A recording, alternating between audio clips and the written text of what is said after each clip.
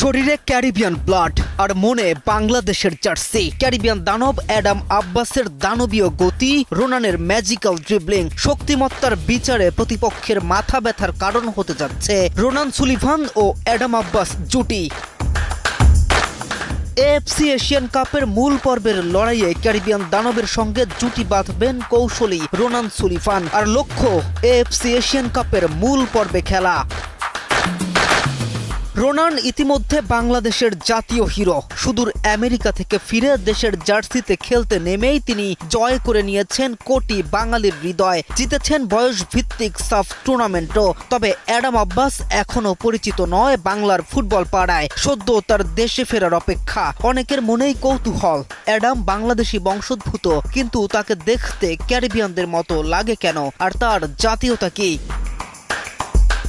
অ্যাডামের নানা ও নানি বাংলাদেশি, তার মায়ের জন্ম ইংল্যান্ডে আর তার বাবা ক্যারিবীয় দ্বীপপুঞ্জের অঞ্চল জ্যামাইকান। তাই শারীরিক গড়নে বাংলাদেশিদের মতো নয়। জেনেটিক্যালি ক্যারিবিয়ানরা যেমন স্ট্রং হয়, অ্যাডামও তাই। তাকে দেখেই সাধারণত এশিয়ান ফুটবলারদের ভয় লাগার কথা। সাথে লম্বা চুল আর দানবীয় শরীরের অসাধারণ মুভমেন্ট প্রতিপক্ষের বুকে কাঁপুনি ধরিয়ে দিতে যথেষ্ট।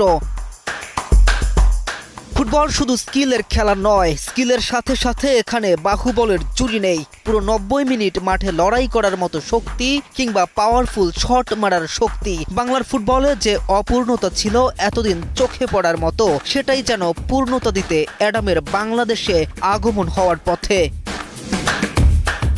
এএফসি এশিয়ান কাপের বাছাই পর্বের ম্যাচগুলোতে রোনানের সঙ্গে অ্যাডাম জুটি শুধু বয়সভিত্তিক দলের সাফল্যই নয়, এই যাত্রা বাংলাদেশ ফুটবলের পাইপলাইন মজবুত করবে বহুগুণে।